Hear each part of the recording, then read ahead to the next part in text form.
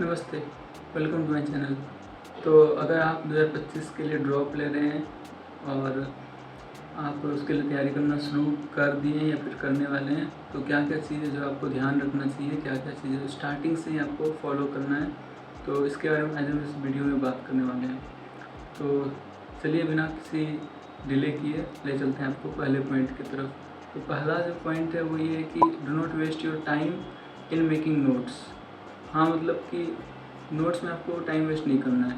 जैसे कि मैं फर्स्ट ईयर जब ड्रॉप था तो उसमें हम पूरा नोट्स ही बनाते रहते। हमको मतलब कि लेक्चर में उतना ज़्यादा समझ आए या नहीं आए, हम नोट्स बना लेते थे। मतलब लेक्चर देने टाइम लगता था समझ में आ रहा है, फिर नोट्स बना लिए सर के साथ में। तो नोट्स बनाने पर ज़्यादा फोकस रहता था, क्वेश्चन बने या ना बने उससे फ़र्क नहीं पड़ता था उतना। और बाद में फिर जैसे क्लास ख़त्म होता था उसके बाद भी नोट्स बना रहे हैं, कंप्लीट कर रहे हैं जो नोट्स बाकी रह गया। तो ऐसा मेरे साथ होता है और बाकी बहुत सारे लोग के साथ होता है, क्योंकि बहुत लोग पूछते हैं कि भैया मतलब नोट्स कैसे बनाएं, क्या करें, तो ऐसा डाउट होता है। तो मतलब कि उसके लिए सबसे ईजी होता है कि सारा नोट्स बना लो, लेकिन सारा नोट्स बनाने के चक्कर में पढ़ाई छूट जाता है जो एक्चुअल में होना चाहिए। तो इसलिए नोट्स बनाने में बहुत ज़्यादा फोकस नहीं करना है। एक्चुअल में करना क्या है कि जैसे क्लास में जब सर क्वेश्चन कराए या फिर मैम क्वेश्चन कराए, जो भी पढ़ाएंगे अपने टीचर जब क्वेश्चन कराए आपको, तो फिर उस टाइम पे ही क्वेश्चन को करना है, उस टाइम चीज़ को समझना है जो सर समझाना चाह रहे हैं, मैम समझाना चाह रही है, टीचर समझाना चाह रहे हैं। तो उस टाइम समझ के उसको क्वेश्चन को करना है, जो नहीं हो उसको ही सिर्फ नोट्स में लिखना है। तब जा कर के आप टाइम बचा पाएंगे, इस चीज़ से बच पाएंगे। ये नोट्स बनाने में टाइम वेस्ट नहीं करना है। और ये फिजिक्स के लिए बता रहे हैं, केमिस्ट्री में फिजिकल के लिए भी ये चीज़ होगा। ऑर्गेनिक इनऑर्गेनिक का भी नोट्स जो है मतलब कि समझना है पहले क्लास में, उसके बाद फिर उसको बनाना है। और इसमें ऑर्गेनिक इनऑर्गेनिक में ये है कि जो जो चैप्टर आपको डिफ़िकल्ट लगता है उसका नोट्स ज़रूर बनाएं, मतलब उसको छोड़ के नहीं जा सकते, नोट्स उसमें बनाना है। और दूसरी बात की बायोलॉजी के लिए कोई नोट्स नहीं बनाना है, मतलब बायोलॉजी के लिए आपको एनसीईआरटी ही पढ़ना है, वही आपका नोट्स है, वही शॉर्ट नोट है, वही हर चीज़ है। हाँ, नोट्स उन चैप्टर में बायोलॉजी में ज़रूर बनाएं जो कि आपको डिफ़िकल्ट लगता है। बॉटनी का कोई चैप्टर होता है जो डिफ़िकल्ट लगता है, जियोलॉजी का शायद ही किसी को चैप्टर होगा जो डिफ़िकल्ट लगता होगा, बट अगर आपको लगता है कोई चैप्टर तो ज़रूर बनाएं।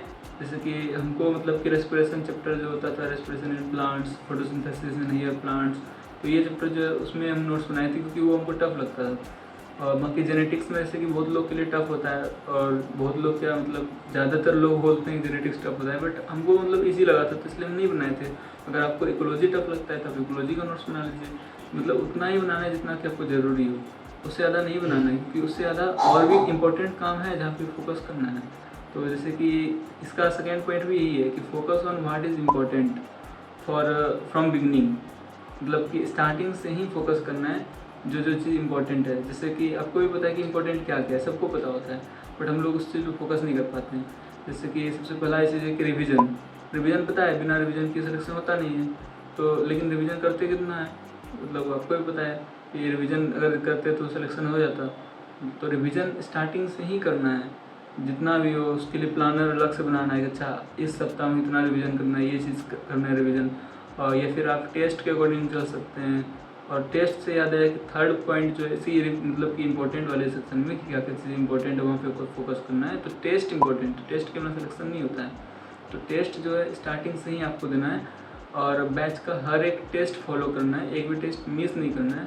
टेस्ट के लिए प्रिपरेशन जो है वो डे 1 से स्टार्ट हो जाना चाहिए। मतलब जैसे देखिए आप रिवीजन कीजिएगा रोज़ रोज़ तो टेस्ट के लिए प्रिपरेशन ही होगा, तो वो आपका ऑलरेडी प्रिपरेशन होते चले जाएगा। और टेस्ट प्रिपरेशन से में एक और चीज़ हम लोग जो गलती करते हैं वो नहीं करना है कि जैसे फिजिक्स का फार्मूला है, केमिस्ट्री में फार्मूला है, या फिर कोई भी चीज़ ऐसा याद करने वाला है ना, उसको बाद के लिए मत रखिए, याद करते चलिए साथ साथ, ताकि जब अगले बार आप रिवीजन करें तो वो रिवीजन ही हो उसका। ऐसा नहीं हो कि अगले बार भी आप पढ़ें, सिर्फ पढ़ रहे हैं कि रिवीजन के लिए बस पढ़ लिए, हाँ भाई ये चीज़ था, इसमें ये फार्मूला था, ऐसे ऐसे था, नहीं, वो याद होना चाहिए आपको।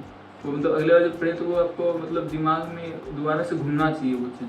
तो इसलिए याद करने वाला जो जो चीज़ है फार्मूला, चाहे वो रिएक्शन हो, चाहे वो मतलब कि इनऑर्गेनिक का कोई चीज़ हो, कोई फैक्ट हो, उसको आप याद करते चले जाइए, उसको बात के लिए मत रखो। और टेस्ट से रिलेटेड एक इम्पॉर्टेंट चीज़ मतलब कि बताना चाहेंगे कि बीच बीच में ना मतलब 15 दिन पे या फिर 1 महीना में एक फुल टेस्ट देते जाइएगा।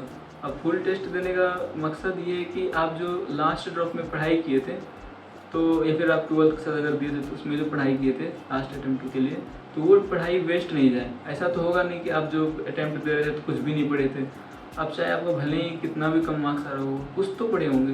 तो अब जो वो कुछ पढ़े थे वो बिल्कुल भी जीरो नहीं कर देना है उसको, क्योंकि क्लास में बैच में जो पढ़ाई होगा वो तो जीरो से उड़ा होगा, क्योंकि वो बेस आपको बनाएगा।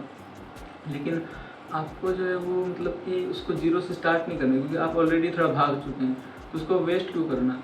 वो वेस्ट ना हो इसके लिए आप मतलब फुल टेस्ट दीजिए, 15 दिन पे दीजिए या फिर आप महीने भर में दीजिए, ये आप डिसाइड कर लीजिए। और उसके बाद तीसरा पॉइंट पे चलते हैं, वो ये है कि एनसीईआरटी को इग्नोर नहीं मारना है, स्टार्टिंग से ही फॉलो करना है।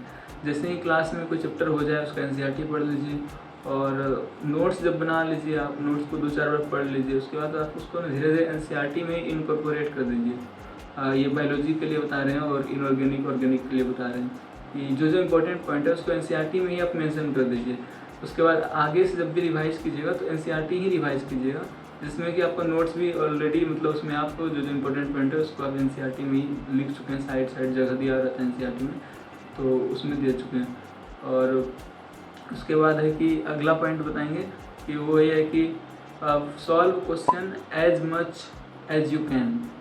और वो क्यों, उसका मकसद ये होगा कि प्रैक्टिस करने के लिए, तो जितना आप क्वेश्चन कर सकते हैं। जैसे कि बायोलॉजी में जो है रिवीजन करने के बाद आपको सबसे ज़्यादा जो काम आएगा ना वो क्वेश्चन प्रैक्टिस ही आएगा। इसके लिए आप मॉड्यूल्स मंगा सकते हैं या फिर कोई बुक मंगा सकते हैं। जैसे बायोलॉजी में MTG बहुत लोग मंगाता है, लेकिन मेरे पास भी था बट हम उतना यूज़ नहीं किए थे उसको, हम मॉड्यूल्स बनाए थे। और जिसके पास मॉड्यूल्स नहीं है, अगर आप PW यूज़ करते हैं, PW ऐप, तो उसमें PW लाइब्रेरी सेक्शन में पूरा मॉड्यूल्स ही दिया रहता है, वो भी क्विज के फॉर्मेट में। तो वहाँ से भी हम काफ़ी किए थे जब तक मॉड्यूल्स नहीं मंगाए थे। तो और DPP वगैरह सब क्लास में मिलता है तो उसको कर सकते हैं।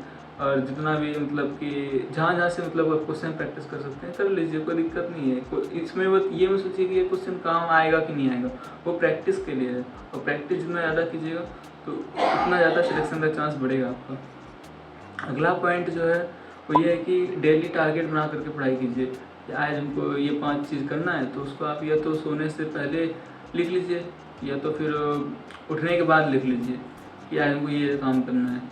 और उसके बाद फिर उसको चेक बॉक्स बना लीजिए, उसको टिक करते जाइएगा। ये उससे क्या होगा ना, आपको दिन में पता होगा कि आज हमको क्या क्या करना है। और 4-5 काम करने वाला आपको मतलब जितना भी रहेगा, जैसे आज हमको 5 टारगेट है, वो जितना हो गया उसके बाद फिर वो आपको एक डोपामिन मिलता है, हाँ यार आज का काम हो गया।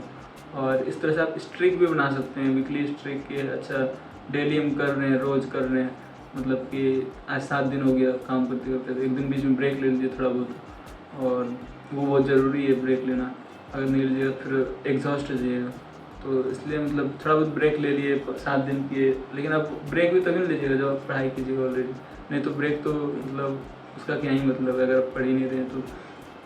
ठीक है, उसके बाद फिर अगला चीज़ है जो कि मतलब लास्ट पॉइंट है, और लास्ट है लेकिन सबसे ज़्यादा इम्पोर्टेंट है। इसको लास्ट में इसलिए रखें क्योंकि जो चीज़ हम सुनते हैं वो मतलब कि शॉर्ट टर्म में मेमोरी में हमारा रहता है, तो वो ज़्यादा इफेक्टिव होता है। जैसे कि अगर इस वीडियो को आप बंद कीजिएगा तो सबसे ज़्यादा जो पॉइंट याद रहेगा वो लास्ट में रहेगा, इसलिए लास्ट में रखें। तो लास्ट पॉइंट जो है वो ये है कि start this year with A positive attitude, winning attitude.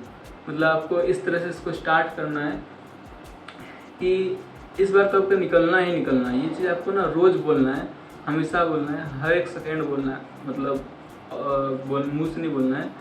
कभी कभी आपको किसी को बोल दीजिए हाँ यार इस बार तो निकल जाएगा। आपका कोई सिबलिंग है, कोई मतलब कि जो भी आपका फैमिली में भी कोई है, तो मतलब बोल दीजिए हाँ इस बार तो हो जाएगा। ये मत सोचिए कि होगा कि नहीं। अगर आपको मन से आता है ना कि हाँ यार बोल तो रहे हैं होगा कि नहीं, तो बोलना नहीं होगा, मतलब मेहनत करेंगे, इस पर कोई ऐसा मौका ही नहीं छोड़ेंगे जिससे सिलेक्शन ना हो। तो ये सब चीज़ करना है।